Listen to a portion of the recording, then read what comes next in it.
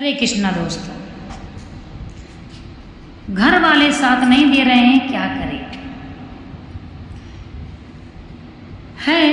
हम जो ये वीडियो बना रहे हैं आपके लिए बहुत खास होने वाला है। आजकल बच्चों के संस्कार बदलते जा रहे हैं, बच्चों की बुद्धि बहुत छोटी सीमित होती जा रही है। यदि घर वाले साथ नहीं दे रहे हैं तो सबसे पहले धैर्य रखें और उनसे बात करने की कोशिश करें। जरूरी नहीं है घर वाले हर बात पर आपका साथ दें।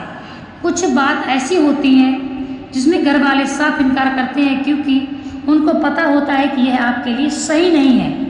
पहले तो आपको इस बात पर पुष्टि करनी है कि क्या यह बात हमारे लिए सही है, क्या यह हमारी बात सही है या हमारे घर वाले सही हैं। हो सकता है आपकी बात ही सही ना हो, आपके घर वाले सही हों।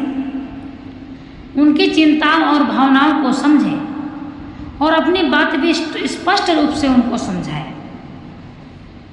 जो भी आप बात करना चाहते हैं, खासकर ये किनके लिए वीडियो हम बना रहे हैं, जो 15-16 साल के बच्चे हैं, हाई स्कूल इंटर में पढ़ रहे हैं, उनके लिए है। यदि वे किसी बात पर अड़े हुए हैं तो किसी समझदार व्यक्ति से सलाह लें या फिर कुछ समय के लिए मामले को शांत दें। बच्चों में जरा सा धैर्य नहीं रह गया है। और दूसरी बात, खुद भी समझने की कोशिश करो। जब आप भी नहीं समझोगे तो घर वाले आपको समझाएंगे नहीं, ताकि विरोध पैदा हो जाएगा। विरोध ही पैदा होना है। क्यों? आपको समझना नहीं है और घर वाले जानते हैं कि बच्चा नहीं समझेगा। जितना आपके घर वाले आपको अच्छा सलाह देंगे उतना ही आपको बुरा लगता है।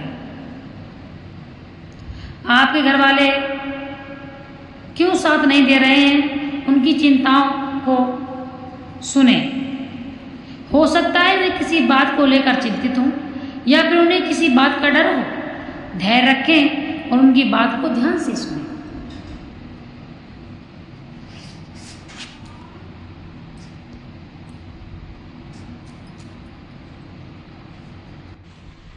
क्योंकि यह जरूरी नहीं है कि आपकी हर बात आपके घर वाले माने।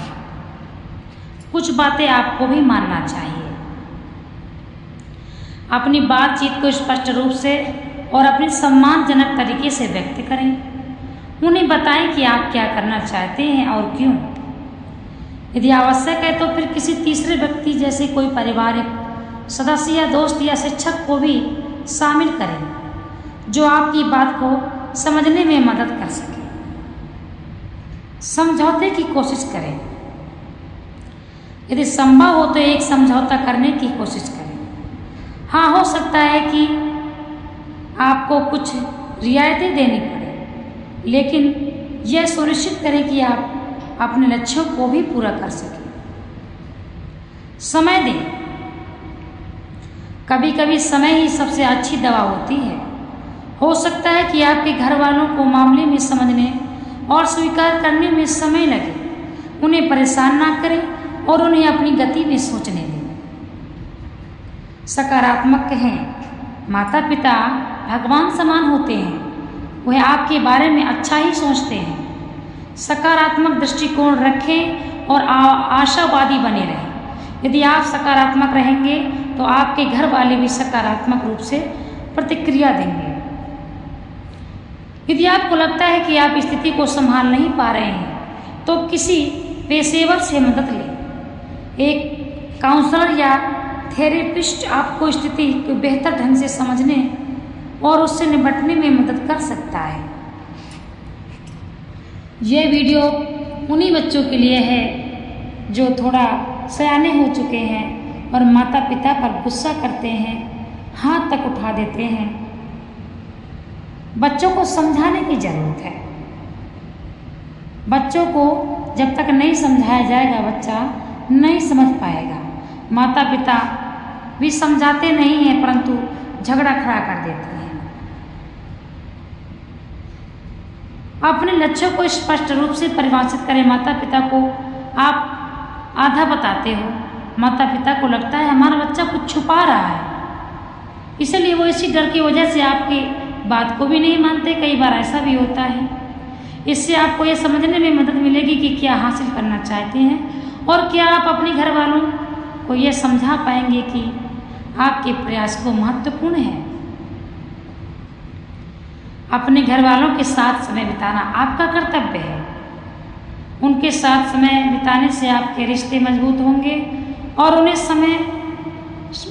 समझने में मदद मिलेगी कि आप कौन हैं और आप क्या चाहते हैं।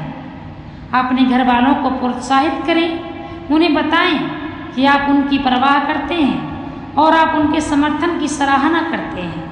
याद रखना महत्वपूर्ण है कि परिवार अलग होता है और हर स्थिति अलग होती है, इसलिए आपको अपनी विशिष्ट स्थिति के अनुसार सबसे अच्छा तरीका खोजना चाहिए। वैसे भी हम बता दें कि ये जरूरी नहीं है कि माता पिता भी आपके साथ में रहेंगे। आपके भाई बंधु भी बड़े होकर आपका साथ निभाएंगे। बहन अपने घर चली जाती है, भाइयों का विवाह हो जाता है, माँ बाप 4 भाइयों में खुद बढ़ जाते हैं और ये भाई अलग हो जाते हैं। परदेश जाता है, कोई गांव में रहता है, यहाँ तक कि गांव का घर खाली हो जाता है, सभी परदेश चले जाते हैं। तो ये ज़रूरी नहीं है कि आपका साथ को ज़िंदगी भर देने वाला है, परंतु जब तक आप साथ में हैं तो सभी को मिलजुल कर रहना चाहिए। जो बच्चे सयाने हो रहे हैं, बढ़ती उम्र है, उनको यह समझ होना चाहिए कि माता पिता या बड़े भाई बहन हमें कुछ नहीं सुविधा दे रहे हैं, कुछ हमें मना कर रहे हैं करने के लिए। तो एक बार विचार करो अपना, शायद कहीं ये बात हमारे लिए गलत हो।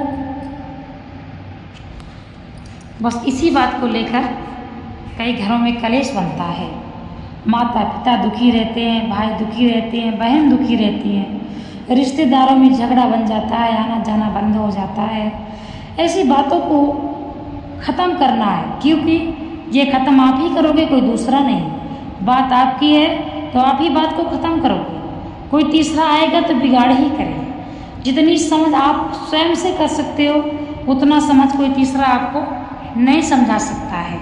स्वयं से समझदार बनो, स्वयं से कार्यशील बनो, स्वयं से इतना मजबूत बनो कि किसी तीसरे की आवश्यकता ना हो। छोटी मोटी बातों को लेकर 4 लोगों को घर में बुलाकर फैसला करवाना कितनी बेइज्जती की बात है। और ये हर घर का नियम है, गांव से लेकर शहरों तक झगड़ा होता है, आपस में घर में कलेश होता है।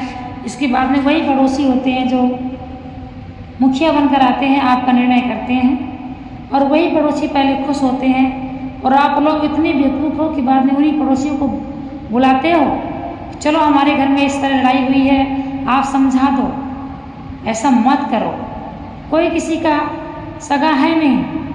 4 बातें कोई हमारे पक्ष में अच्छी बोल देगा, इसका मतलब ये नहीं है कि वो हमारा भला चाहता है। सोचो समझो विचारो, किसी दूसरे के लिए अपने को मत छोड़ो। संसार का नियम यही है, भगवान श्री कृष्ण भी यही कहते हैं। और यदि आपका भी कोई है आपके प्रति गलत सोचता है, आपका हित नहीं सोचता है, तो आप छोड़ दो। यही भगवान कृष्ण पूरी गीता में भगवान समझाते हैं अर्जुन को।